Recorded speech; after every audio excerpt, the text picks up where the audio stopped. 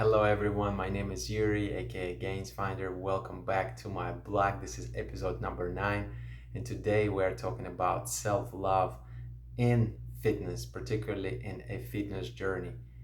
What a fascinating topic to discuss. I know it seems like I say that every single episode, but it truly is. I was driving my car earlier today and I thought to myself, we don't practice enough self-love.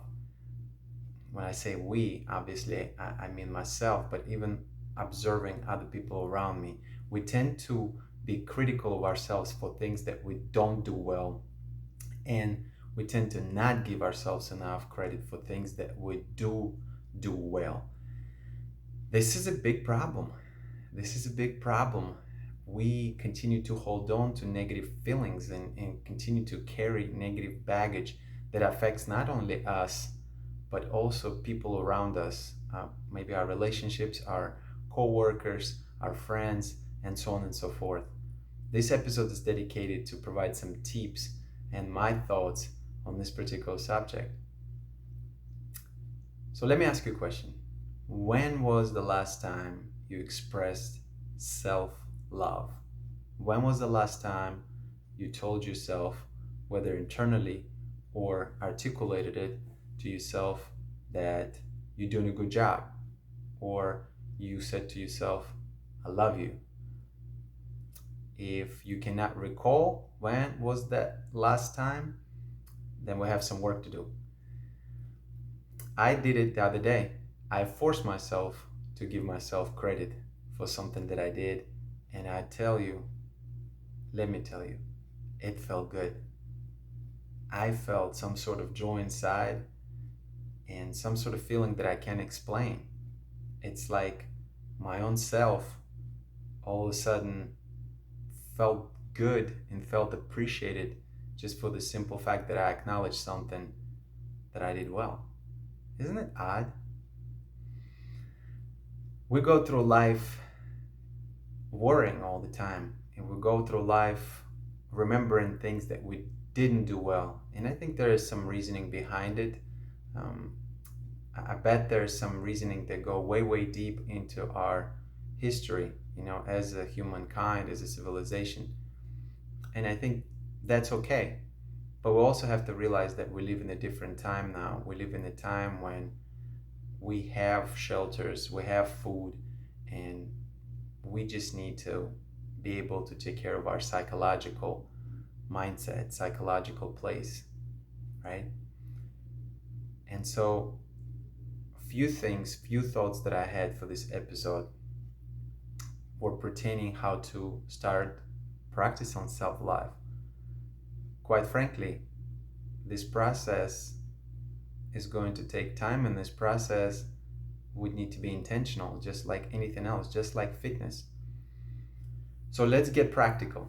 Enough of just talk and theory. Let's get practical. What can we do?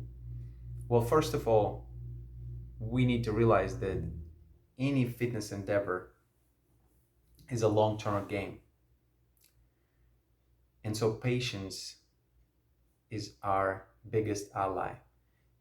And not only patience, I guess in addition to being patient,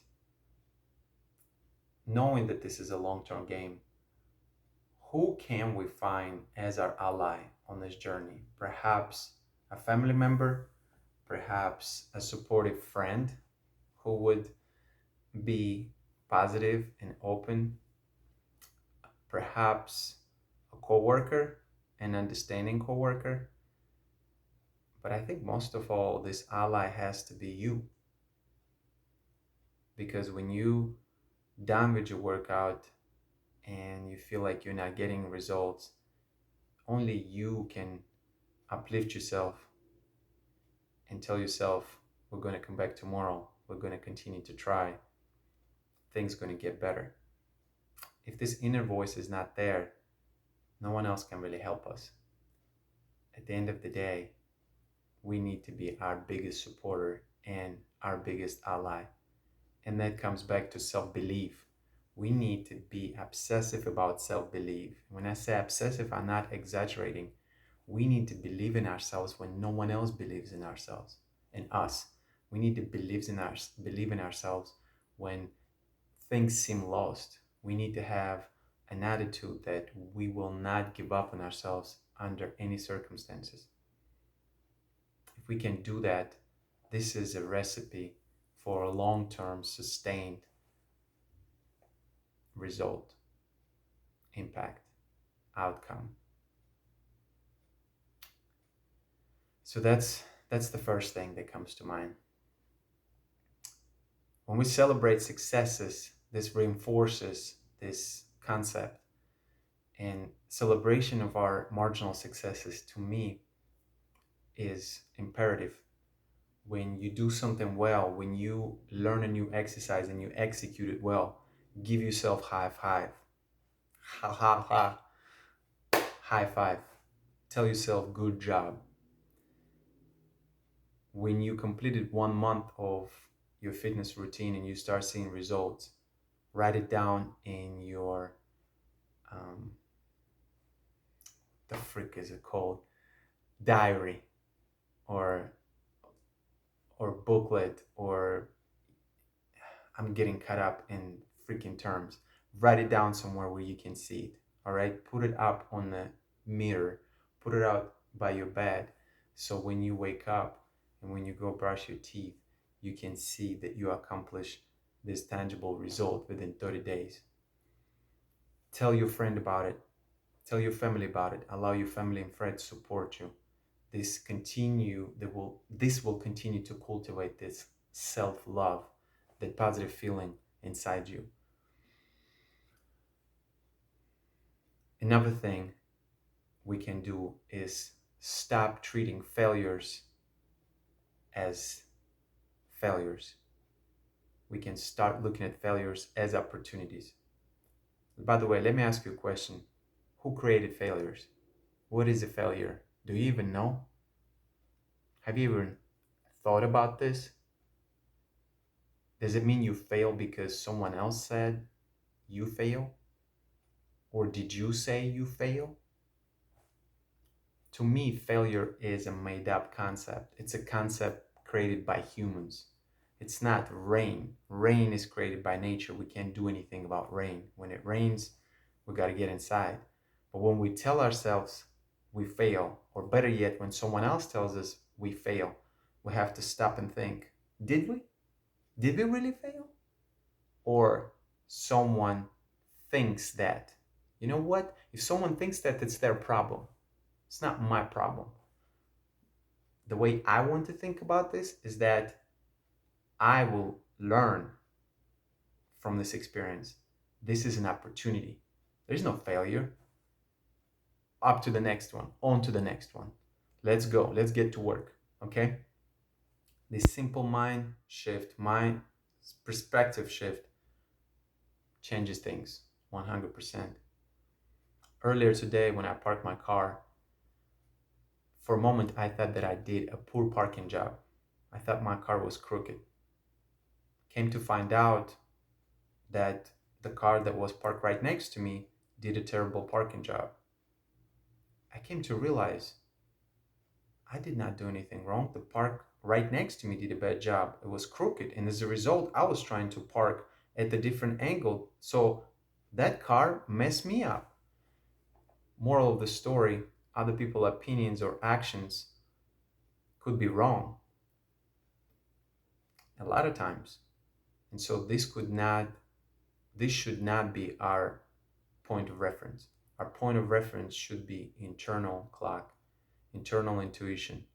Yes, we should take into consideration what other people are saying, absolutely, but we have to have this internal conviction. We have to know what we're about, and we have to love and respect ourselves.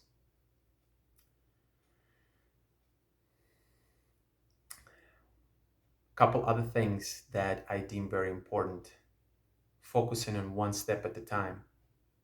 Too many people get overzealous and try to think about the entire process, about the entire outcome, and how accomplish that. Well, what's the use of doing that?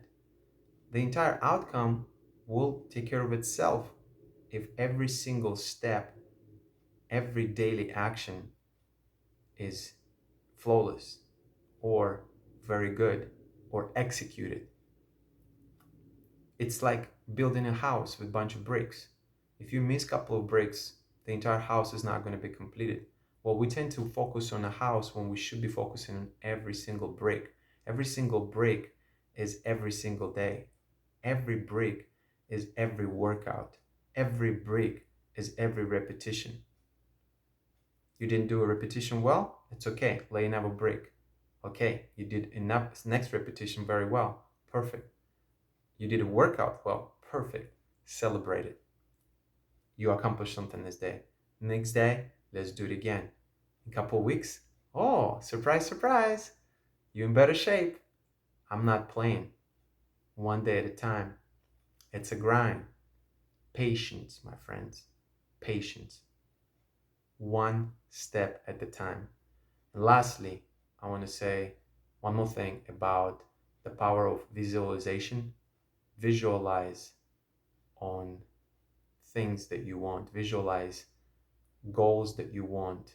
Seeing yourself in the situation that make you happy.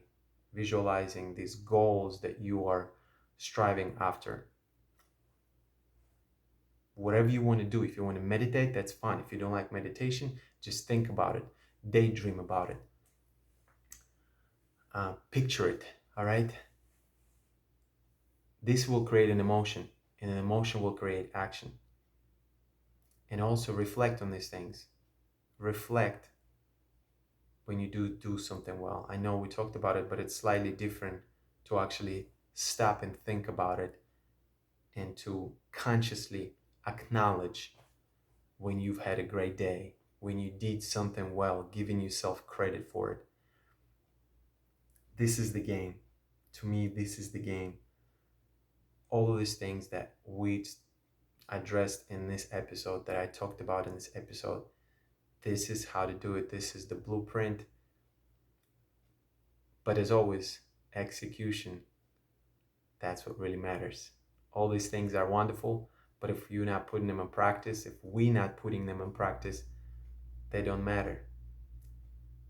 Let's go ahead and start putting it in practice and start practicing self-love and self-appreciation. Let's start being kind to ourselves first. We're so great at protecting our friends and standing up for what's right, ensuring our family is okay. We're quick to help, but we are so poorly at times treating ourselves. And so let's become our own best ally, our own best friend, and our own best supporter. And I promise you, the sky is the limit. I promise you that we're going to start moving forward, not one step forward and two steps back. And I promise you that your body and your mind will pay you back tenfold. These were just my thoughts, as always. Self-love, it's the name of the game. As we're going into this weekend, I wish all of you a ton of self-love and a ton of happiness and joy. Have a wonderful day. Be well, be strong, be healthy, and never, ever, ever stop learning, my friends. Peace.